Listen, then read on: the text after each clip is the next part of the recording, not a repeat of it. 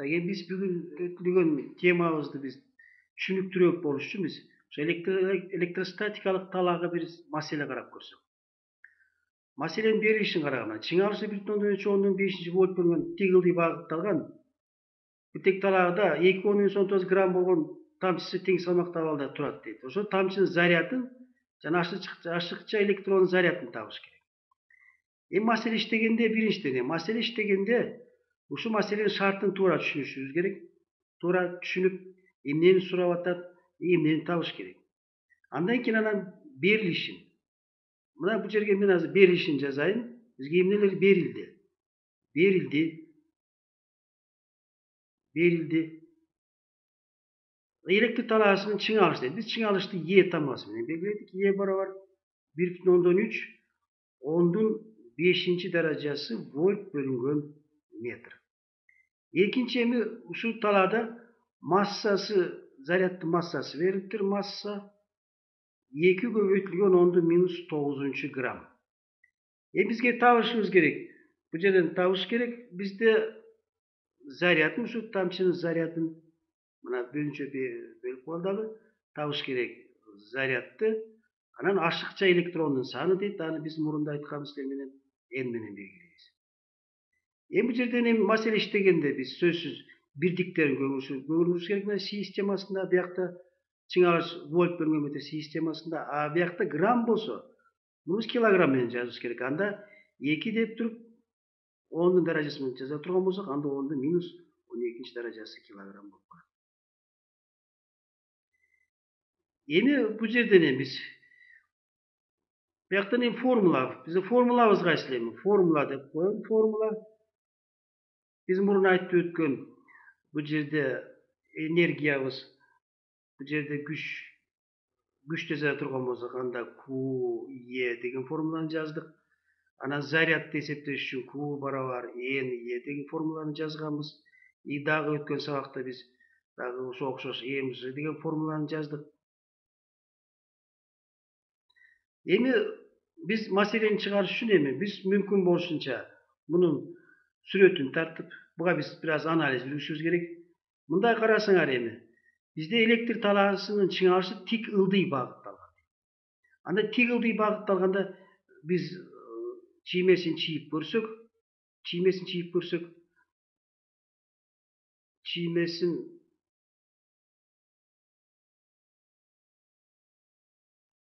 мына бул жерге алып келейин. Анда биз чыңалышты билебиз. Чыңалыш дайыма оңдон терсти көздөй багытталат. Мынакей биягы мен анда ылдый дегенде анда үстүнкү пластинаны оң белгине коюшум керек. Бул жерге терс белги. Анда мынакей карагыла чыңалыш бизде Е ылдый. Биз мурунда айтканбыз, дайыма оңдон терсти көздөй багытталат деп. Анда мына ушул жерде кандайдыр бир заряд, ушул экөөнүн ортосунда кандайдыр бир заряд. Мына заряд десе, бул жерде мынакей бул заряд, мына берилишин карагыла. Берилишине карап турган болсок, мына могу жерде тең салмактуу деп турат. А качан тең салмактуу болот? Биз мурун Ньютон закону боюнча, эгерде күчтөр бири-бирине барабар болсо, анда бул тең салмактуу абалда болушу мүмкүн. Бул жерде күчтү карайлы. Кайсы күчтөр бар? Сөзсүз биз билебиз. Мында ылдый карай. Биз мурун айттык, F оордук күч, жердин мынакей тартуу күчү бар. Бул ылдый карай түшпөй турат. Карагыла. Ылдый астыңкы пластина минус. Анда өзүңөр ойлоп көргүлө. Бул заряд кандай болуш керек? Албетте мына карагыла. Бул эгерде биз муну оң заряддап кое турган болсок, анда плюс менен минус тарса, ылдый өзү дагы оордук күчүнө кошулуп ылдый түшүп кетиши мүмкүн. Ошондуктан анда бул нерсенин заряды биз сөзсүз минус деп алышыбыз керек. Себеби минус менен минусту түшөт, плюс жака тартышат дагы. Анда биздин электрдик күч бул жогору карай багытталып калган. Мына биздин маселебизде карагыла 2 гана күч бар экен.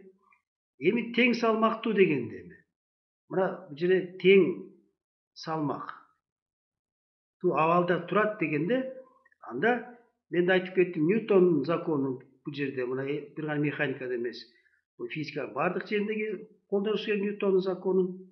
Анда бул жерде оордук күчү менен электрлик күч бири-бирине барабар. Багыттарын карагыла, карама-каршылыкта мен бул жерге минус белгилеп койсом да болот. Эми чыгарганда, маселе чыгарганда эми биз мына бул жерден эми ордук күчүн биз билебиз анда МЖ деп туруп барабар. Электрлик күчтү биз жаздык. QE дедик. QE. Анда бул жерден эми бизге сураган мына карагыла ушул формуладан биз оңой эле зарядты таап койсок болот экен. Анда зарядты табыш үчүн, Q'ну табыш үчүн биз нерсе мына ордук күчү E'ге бөлүп коелу. Бул жерде минус белгисин деле коюп коелу. Минус белгисин. Мына биздин карагыла зарядты табуунун формуласын биз мына могу жол менен таап алдык формуланы. Эми чыгарыш үчүн эми чыгаруу деп коеюн.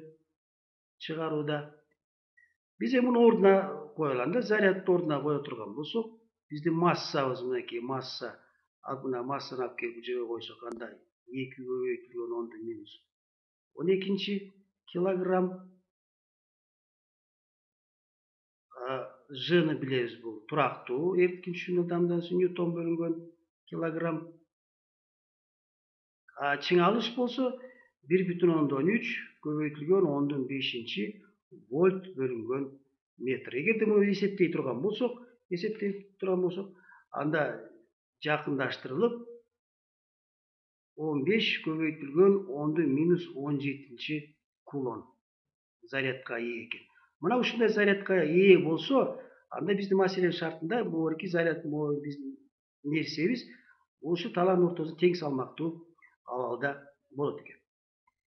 Эми канча электрон бар бизден сурап атат. Эми электрондун санын табыш үчүн электрондун саны биз Q барабар N E деп мурунда формуланы жазып кеткенбиз.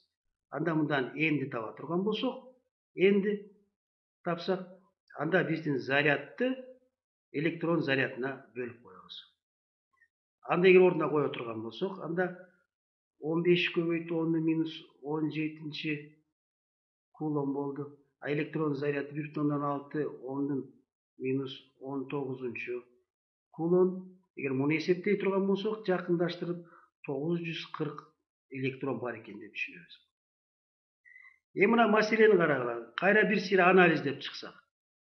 Мына бул жерден маселенин шартында мынакей карагыла, чыңалыш тик ылдый дегенден кийин карагыла, сөзсүз мынакей анда пластинабыздын үстүнкүсү оң зарядташ керек экен, терс. Муну сөзсүз эске алышыбыз керек маселе чыгарганда. Анан тең салмактуу деген сөздү. Мына биз айттык, тең салмак деген мынакей күчтөрдү көрсөтүп туура багыт. Биз аларды мынакей барабарлай турган болсок, анда биз маселени туура чыгарабыз деп ойлойм.